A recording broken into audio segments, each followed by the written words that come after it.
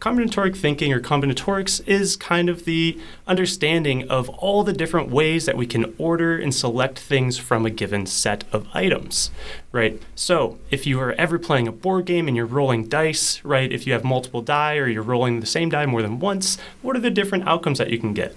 If you have a bag of colored tiles or just tiles in general, what are the different ways that you can arrange them? If you have the alphabet, how many different combinations of letters can you produce from all 26? How many words can you make, right? And so when we think about different ways that you can combine things, we tend to break it down into at least 4 groups. We have combinations, we have permutations, we have combinations with replacement, and we have the Cartesian product. And so what do all of these mean? It means that if I take 4 different pieces of data, say I have 4 numbered tiles and I have them in a bag, how can I combine these depending on what the outcome is? If I don't care about the ordering of the outcome, we have what are commonly referred to as just combinations of tiles. If I draw twice from this bag of tiles, I draw a 0 and I draw a 1, and that's a unique set, right? If I drew 1 first and then I drew 0, that's the same thing because I end up with a set of 0 and 1. And just like the Python set, this result is unordered and it doesn't matter, right? A set of 0 and 1 is the same as 1 and 0. And how you can infer from this graph that I've drawn here for you, if I draw 0 first and then I draw 1, we draw a line connecting them. And you'll notice that the line from 1 to 0 is missing because the line from 0 to 1 accounts for that. And so if we think of having 4 tiles, all the different ways that you can combine them, we come out with 6 different ways. Now, say we were to draw a tile and then we were to put it back. This is what we refer to in Python as combinations with replacement. Also in mathematics, this is combinations with replacement. And you can tell from this graph that replacement is happening because you see these horizontal lines. I still don't care about the order, right? I'm still not saying that drawing 0 and then drawing 1 is different than drawing 1 to drawing 0. However, since I'm putting these tiles back after I select them, I am able to draw 0 and then draw 0 again. And whenever you're looking at these types of graphs, you can tell that replacement is occurring because of the existence of these horizontal lines. The next type of combinatoric that we want to discuss are permutations, right? And now permutations are a little bit different than combinations because we are not really interested, we are now interested, I should say, in the order of things, right? So drawing 0 first and then drawing a 1 is different than drawing 1 first and then drawing a 0. And you can tell from this graph that since I have lines that are both oriented in the up and right direction as well as the down and right direction, that the order actually matters. And because the order matters, I have more possible ways that I can combine things. You can almost think of this as a safe combination, right? Where 0, 3, 6, if that was my combination to my safe, is different than 3, 6, 0 or 3, 0, 6, right? The order matters when it comes to permutations. However, that is not an accurate representation of permutations using a safe combination. It is actually more akin to the Cartesian product of all the numbers on that safe combination. And so when you think about a safe combination, right, according to combinatorics, right, that's not the right way to think about it. I can have a product, I should say, for my safe of 0, 0, 0. I can have 0, 0, 1 because the order matters and I can reuse numbers. So when we think about going from permutations to the product, it's pretty much the same difference as going from combinations to combinations with replacement. We have the product and we are replacing the tiles, right, in this game that we have already picked. And so when we think about this product, we actually come out to a possible 16 outcomes. And so this is really the maximum when we're just choosing 2 tiles from this bag. This is the maximum number of possibilities, and everything else is a subset of the product. But just having this knowledge, right, that was just a little bit of a logical puzzle trying to figure out all the different ways you can combine things. It all boils down to, do you care about the order, and are you putting them back? So, when we look at this graph and try and interpret some things from it, we see a slight pattern. We see that across the rows, we care about whether or not do we put things back in the second column, right? Is there replacement occurring, or is replacement not occurring, this first column? And in the rows, we care about orderedness, right? So our combinations are unordered sets, or our lower row here, permutations in our product, we care about order in the outcome. And so how would we go about reasoning? Well, if you just tell me that there are 4 things in a set, and I want to pick 2 of them, what are all of the possibilities? How can I compute that without actually having to iterate over every single possible combination? Well, a little bit of math does go a long way. When we have n tiles and we're choosing r of them, in terms of our product, we have the most simplest formula. It's n to the r, right? And so we have 4 tiles, we're choosing permutations, products, combinations of 2 of them, and so we end up with 16 possibilities. Now, going backwards, if we were to look at permutations, we have to explore a mathematical concept called factorials. And when we look at this factorial, if you've never encountered one before, n with this exclamation mark, all that means is n times n minus 1 times n minus 2 times n minus 3 all the way back down to 1. And so when n is 5 in this case, because when n is 4, we have 4 pieces of data, we're taking 4 times 3 times 2 times 1 divided by, right? And that essentially maps out all the different ways that we can combine things regardless of the size of the set. And what we need to do is offset that value by the number of items that we're choosing, so n minus r factorial. And when we do that, we end up with 12 different permutations. So you can use this formula to figure out in advance mathematically how many different ways can you permute a set of items. Moving to the next simplest formula, in my opinion, are the combinations. Right, so when we don't care about the orderedness of our results, we take that same permutation, right, the same formula, and all we do is we offset it by another factor of how many are we choosing. And essentially what this does is it decreases the amount of possibilities by removing the dependency of orderedness. And so when we take that formula, we essentially, for 4 items choosing 2, we divide the number of permutations by 2, and we end up with our number of unique combinations, moving from this idea that orderedness matters to orderedness doesn't matter. Lastly, the most complex formula that we have is combinations with replacement. Here we need to tweak our formula just a little bit such that we offset the amount of possible combinations by adding in what we're choosing back, right, n, and then we put r back, right, for each choice that we make, and we have to offset it by 1. And then we end up with the number of unique combinations, right, where orderedness does not matter. However, we're putting the tiles back in between sampling. And so when we're looking at Python and thinking about combinatorics, we actually will mostly reach for this itertools module. You'll see that itertools has generators for creating all unique combinations with replacement, and the Cartesian product, as well as all of the permutations. And so these are very helpful, not only as a mathematical idea, right, the idea that I can choose n or r things from a set of n, but also as ways that you can iterate over items. But where does this come in, right? Where might this be of some importance? Well, discrete mathematics, this is actually a very important concept.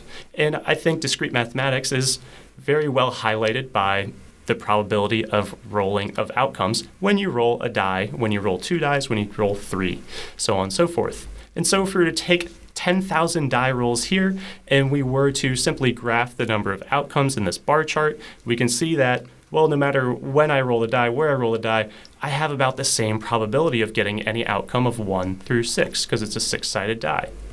And you can see here to do that, all I did was use a little bit of NumPy to roll this dice 10,000 times, roll 2 die, I should say 10,000 times, and plot the outcomes.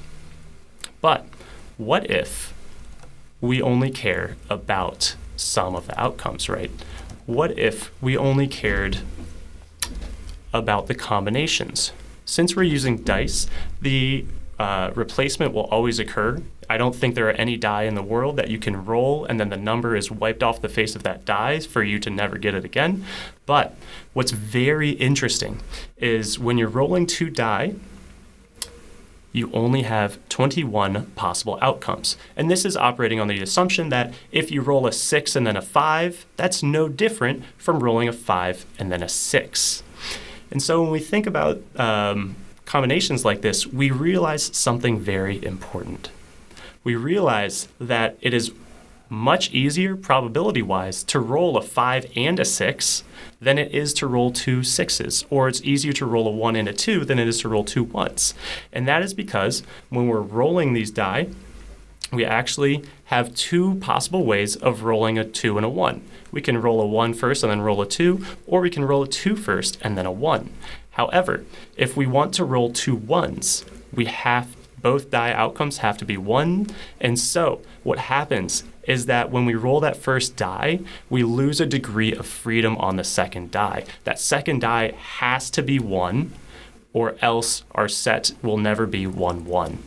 And so when we think about this orderedness and we think about maybe application of board games or probability theory, this idea is very important because of the drastic changes in expected outcomes and expected probability for those outcomes when we consider rolling the same number twice versus just having 2 of the same number.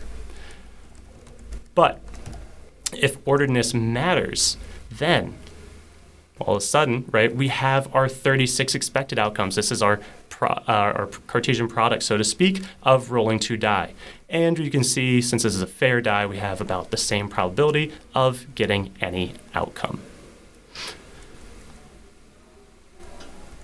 And so, when you're playing that next game of Monopoly, it's important to think, yes, right, I have 2 die, I can roll any combination, I can roll 6 6, I can roll 6 5, but what's important there is not necessarily the numbers on the die, but the sum of the 2 die, right? When you're playing Monopoly, you move n spaces by the sum of each dice, of both the dice.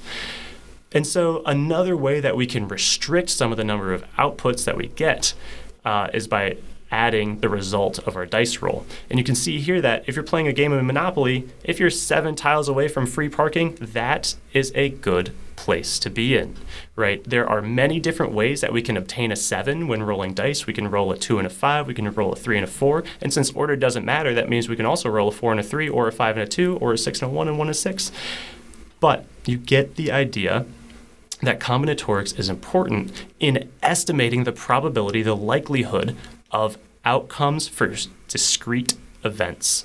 And they're discrete events because when you roll a dice, you can't get a 4.5, you can't get a 4.2, a 4.3. You can only get 6 different outcomes. So, aside from board games, where does this matter in programming? Where am I going to write some Python code aside from making charts of theoretical dice rolling or creating Monopoly at the speed of thought? I'll tell you where. When you are iterating over a given iterable, and you want to stop at a specific point, if you have a nested iterator, this can almost always, not always, be rewritten as the product of those 2 iterators. But what if I want to do something specific? What if I want to say, stop iterating at B2? While I iterate over A, B, and C, and then inside of each of those, I have this nested for loop type structure where now I'm iterating over 0 through 2. What if I want to stop at B2? Well, if I write my code like this and I have a break here, what we see is that I end up actually stopping at C2. but I wrote my code to stop at B2. And that is because when we're breaking out of a nested for loop, we actually need 2 break statements. And that's because we need a break statement on the inner for loop to break out of the inner for loop, and we need a break statement on the outer for loop to break out of the outer for loop. And so we use this kind of logical thinking in order to break out of both for loops when the conditions are met. And you'll see that you have to put this outer for loop break after the inner for loop break just to check the condition is correct, because if we break above the inner for loop, we're actually going to kill our iteration. And so now we are actually able to break at the correct point in iteration. We break at B2, but we have this nested for loop structure. And in order to break out of that nested for loop structure, we have this unnested, like this inverted nesting of break statements with conditions. And when you're reading and writing code, I hope you might think, wow, that's kind of hard to parse through, right? What are the actual conditions here that are going to cause my code to stop running?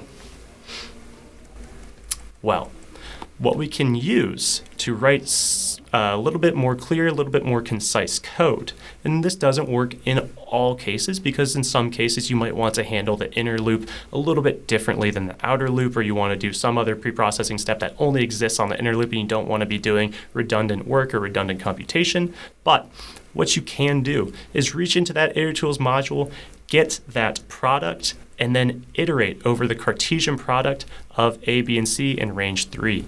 And just if you're not familiar with the Cartesian product or this type of iteration, I will print every repetition of this loop, and you see that I get A0, A1, A2, B0, B1, B2. This is pretty much the same thing behaviorally as that nested for loop we saw earlier. And so now if I want to break at B2, where letter equals B and I equals 2, I can write that, and I can simply write break. And this condenses the code that I have. This logically joins these 2 conditions with an AND, which is what you think of when you want 2 separate conditions to be met. You don't necessarily want them on separate lines like this, even though logically this is kind of an AND statement here. And I'm able to break out of my for loop, and I'm able to write shorter and more condensed, meaningful code. But aside from iteration, where else might this matter? Well, if you have ever done operations with data frames or tables, right, for all my SQL fans out there, you have already experienced the Cartesian product. Whenever you have done a cross join or a type of self join, you have evaluated the Cartesian product of those 2 tables, of all the rows against all of the rows. And the most common application of this is checking the distance between many locations that have maybe a coordinate system to them. And so in my data frame here, we have different cities on this fake 10 by 10 grid that have an X and a Y position. So we see that New York is at position 8.2, Seattle is at 0.1, DC is at 3.4. And so if I wanted to, say, calculate the distance between New York, Seattle, New York, DC, and all of the possible products of this data frame, you'll have to do something like a self-join or a cross-join with itself. And so how you can do this in pandas is you simply take your data frame and you merge it against itself right here, and you perform a cross-join, I should say.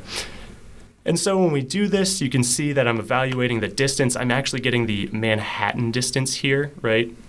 And so this is just a little bit more straightforward than calculating the length of hypotenuse or Euclidean distance. But what we see here is I end up with this table that's been joined against itself, and I calculate the distance pretty quickly. But what I've lost by doing this cross-join is actually my favorite part and the most useful part of pandas. When I do this cross-join, the whole index is dropped. And I'll show you what my data frame looked like before. I had my data frame, it was all my city labels, right? My cities have a XY coordinate in this grid. And so what you see here is just a little bit loss of information, how pandas operates, how pandas works under the hood when it's performing this cross-join. It actually just completely ignores the index, because you can kind of argue it both ways, that the Cartesian product of 2 tables, the index might not be the most meaningful thing there anymore, but I disagree. when I do a type of cross join in pandas, I will always reach for this reindex method, probably one of my favorite methods and the method I use most when I'm working with pandas. And I'll simply just say, well, make a new index that's the product of itself, and then re-index according to that index along a specific level. And so when I do this, you can see that I have every single combination of New York, of all my cities, and I've organized them against what we call level 0. And so all of these x and y coordinates are actually the same coordinates that are present in the left-hand column, or the outermost part of my index, I should say. And what I can then do here is I can subtract that from itself according to my other level, right? My destination level. If we think of this as my innermost level of my index, I can take the absolute value of that and I can sum it, and we end up with the actual Manhattan distances across all of our cities. But what if I'm not interested, right? Why would I ever want to calculate the distance a city is from itself, right? Does that make sense? Is that something I'm actually interested to travel from New York to New York? I know it's 0. What if I don't need that data, or I'm not interested in that data? Well, I could perform this entire operation, and then I could drop anything that has a distance of 0. That logically makes sense, right? Dropping anything that has a distance of 0 means I'd be dropping it from itself. But what we can actually do is, instead of creating a multi-index from the product, we create a multi-index from permutations. And when we do this, we actually see we get a fairly clean way of creating a new index that is not the Cartesian product of its own results, and instead is only represented only by the permutations. And we're able to calculate distance the exact same way. And so this combinatoric thinking has a lot of meaning and impact in our code and how we think about data structures and working with them. So it's very important that you familiarize yourself with these ideas of combinations, replacement, permutations, and Cartesian products in order to work effectively and efficiently with your data.